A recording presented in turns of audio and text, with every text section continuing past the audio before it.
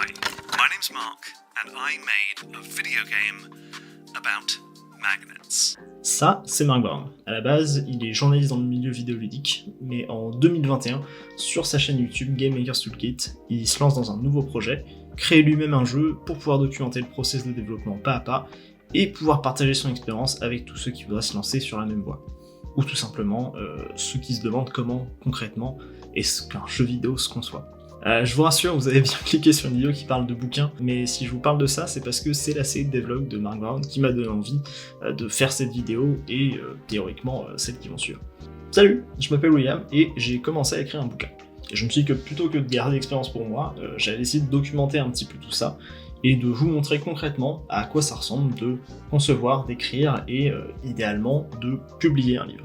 Ça sonne peut-être un petit peu présomptueux comme ça, mais je me suis pas simplement réveillé un matin en me disant tiens je vais écrire un livre. Je sors de 5 années d'études, j'ai eu une licence de lettres, un master en métier du livre, j'ai pu rencontrer pas mal de monde du milieu, que ce soit auteurs, éditeurs, commerciaux, etc.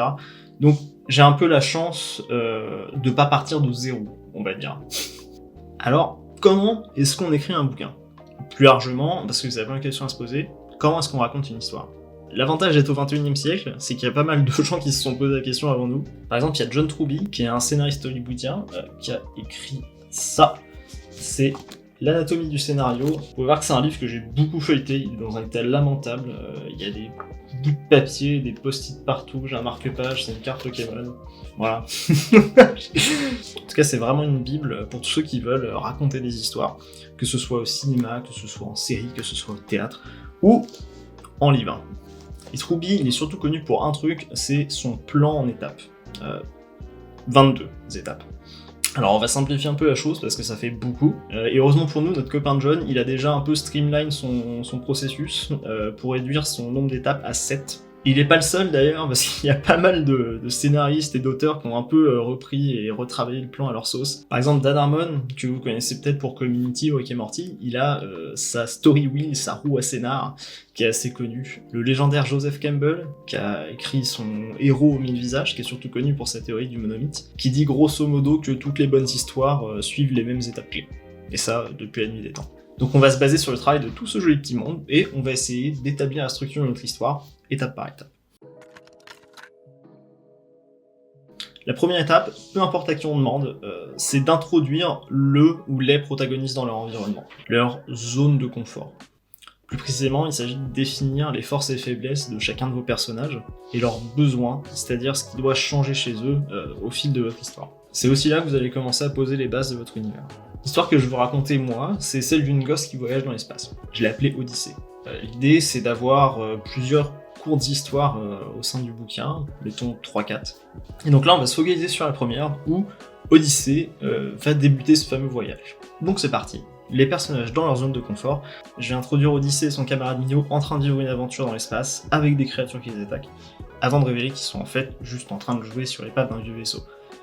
Non seulement ça me permet de présenter l'univers, avec des monstres, des vaisseaux, du voyage spatial, etc., mais ça me permet aussi de poser les personnages et leurs relations. Odyssée, c'est la capitaine, c'est elle qui a l'ascendant, elle est très énergique, elle vit pour le frisson de l'action. Minho, lui, il est plus en retrait, mais c'est un inventeur futé, il a la tête froide et ça lui permet de tempérer un peu la passion de sa pote. Cool, maintenant leurs besoins. Ce qui est pratique, c'est que généralement, ça peut tout bêtement découler d'une faiblesse d'un personnage. Pour Odyssée, ça va être son côté très rentre-dedans et surtout sa vision très naïve de la vie d'aventurier. Minho, lui, ça va être son indulgence vis-à-vis de sa capitaine. Donc c'est sur ces points-là qu'il va falloir qu'on fasse évoluer nos personnages au fil de l'histoire. Le désir, qui est très facile à confondre avec le besoin, c'est l'objectif du personnage. Ce qui va le pousser à l'aventure, ce qui va motiver tous ses choix. En gros, le désir, c'est ce que le personnage veut atteindre, et ça, il le sait. Et le besoin, c'est ce que le personnage doit atteindre, et ça, bien souvent, il le sait pas. Odyssée, le désir que je lui ai donné, c'est de retrouver sa mère qui a disparu en naviguant dans l'espace, qui était de son temps la plus grande aventurière du monde connu. Ça me permet de développer un peu l'univers, et ça veut aussi dire que je peux écrire une scène où Odyssée se retrouve face à une statue de sa mère pour introduire ça de façon assez organique. Alors si vous vous rappelez de vos cours de français, ça va correspondre globalement à l'élément perturbateur. C'est l'étape où on va modifier le statu quo de nos protagonistes de façon à les pousser à l'aventure. Pour nous, ça va être l'arrivée de nouveaux personnages qui vont venir graviter autour d'Odyssée, notamment des marchands qui vont venir s'installer chez son père adoptif et qui vont nous servir d'antagonistes, et une nouvelle camarade qui va se joindre à elle et Migno. Mais le vrai élément déclencheur de l'histoire, ça va être le moment où ils vont trouver un objet qui va leur donner une vague idée d'où pourrait se trouver la mère d'Odyssée. Et c'est ça qui va les pousser à l'aventure. Cet élément déclencheur, il peut tout aussi bien venir d'une force opposée aux protagonistes qui les pousse à l'aventure contre leur gré. Salut Frodon. Et dans le cas d'un personnage fonceur comme Odyssée, c'est plus cohérent que la décision vienne directement du personnage. Alors les péripéties, c'est le plus gros morceau. Là, vous pouvez vous lâcher, faire avancer le scénario, développer vos personnages, vos intrigues. Alors dans le plan en 22 étapes de Trouille, il y a 3 moments différents où le personnage va pouvoir prendre une décision importante et changer d'objectif. Le truc, c'est que moi, j'essaie d'écrire une histoire courte, et que vu que c'est la première du bouquin, j'ai déjà pas mal de pages qui sont prises pour introduire l'univers et les personnages. Donc pour cette fois-ci, on n'aura qu'une péripétie. Les 3 protagonistes vont aller essayer de dérober l'équivalent d'un moteur aux marchands qui sont nos antagonistes, pour pouvoir faire décoller leur vaisseau et partir à l'aventure. Le but atteint, ça veut pas dire qu'on est au bout de l'histoire. En fait, ça va plutôt être à la moitié ou à la fin du 2e acte, et ça porte aussi le nom de fausse victoire. C'est le moment où le protagoniste a obtenu ce qu'il cherchait, Phileas Fogg a atteint l'Angleterre, Paul a fumé les Harkonnen, les nains ont repris leur montagne, yay. Sauf que... Le contre-coup, ça peut être 2 choses. Soit une fois son objectif atteint, le protagoniste réalise qu'il poursuivait de mauvais buts depuis le début, ou bien l'audience le réalise mais pas lui, c'est possible aussi. Soit on découvre que les antagonistes ont encore des cartes à jouer. En général, c'est l'étape où on va trouver ce que Trouby décrit comme l'épreuve. C'est le moment où votre protagoniste va être au plus bas, moralement, physiquement. Il est acculé, il est dans la sauce. C'est le moment qui va justement mettre à l'épreuve sa motivation. Pour Odyssée et ses camarades, ce sera le moment où les marchands les percent à jour et où le père de substitution d'Odyssée, Migno, va se retourner contre eux et révéler qu'il cachait depuis le début un secret sur la mère de notre protagoniste. Je garde ça volontairement un peu vague parce qu'il faut quand même qu'il y ait un intérêt à lire le bouquin derrière. Mais globalement, ça va être le moment où ils auront perdu leurs outils, la conscience des adultes, et où ils seront donc au plus bas. Le retour, c'est le climax de l'histoire, le dénouement. C'est là que les protagonistes vont entreprendre des actions qui vont amener à une nouvelle stabilité. Et bien souvent, ça va impliquer un affrontement, soit physique, soit moral, soit, alors accrochez-vous bien, les deux. Et dans ce cas-là, ce qui est cool, c'est qu'un personnage peut très bien perdre l'affrontement physique, mais gagner l'affrontement moral. Salut Marc. Le nouvel équilibre, c'est la situation finale, c'est le nouveau statu quo, et donc c'est le résultat des événements de l'histoire.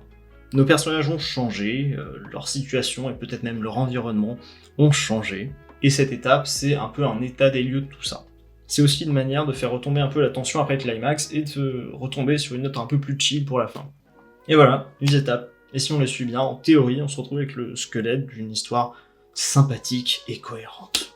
Et il ne reste plus qu'à foutre un peu de viande là-dessus. Et alors maintenant, il y a une question qu'on peut se poser. Est-ce que le fait de se baser sur une structure comme ça donnerait pas au final une histoire qui va ressembler à toutes les autres? Est-ce qu'on se retrouverait pas avec une meilleure histoire, une histoire plus intéressante, si on se libérait de toutes ces contraintes et qu'on laissait libre cours à notre imagination? Le fait est que toutes les histoires, que ce soit films, séries, livres, jeux même, en tout cas toutes les histoires qui fonctionnent, et par là j'entends des histoires qui résonnent avec leur public, qui sont populaires, sont des histoires qui suivent ce schéma. Essayez avec votre livre préféré ou votre film préféré, il y a fort à parier que vous retrouverez les mêmes étapes. En fait, on peut avoir ça comme quelque chose de cloisonnant, c'est plutôt une base de travail de laquelle on va pouvoir partir pour structurer des idées qu'on a déjà en tête, et de là, libre à vous d'en faire ce que vous voulez tant que ça fonctionne en fait. Parce que voilà, moi j'ai la structure de ma première histoire, plus qu'à l'écrire. En vrai, au moment où j'enregistre ça, elle est déjà terminée, mais ça veut dire que je vais bientôt pouvoir recommencer exactement le même travail pour la deuxième histoire. Ce sera tout pour moi pour aujourd'hui. Je me dis que ces petites vidéos, ça pourrait être quelque chose mensuel, peu ou prou, on verra. Je me dis que la prochaine fois, on pourra peut-être parler de la création de nos personnages plus spécifiquement, ou de prémices, enfin bref, il y a toujours des choses sympas à raconter. Si ça vous intéresse et que vous voulez soutenir un peu le projet, vous connaissez tout ce qui est pouce et cloche sur YouTube. Sinon, j'ai laissé un Buy Me Coffee dans la description. Et puis voilà, moi là-dessus, je vais vous dire à la prochaine. Bonne écriture si vous écrivez aussi. Et puis, portez-vous bien.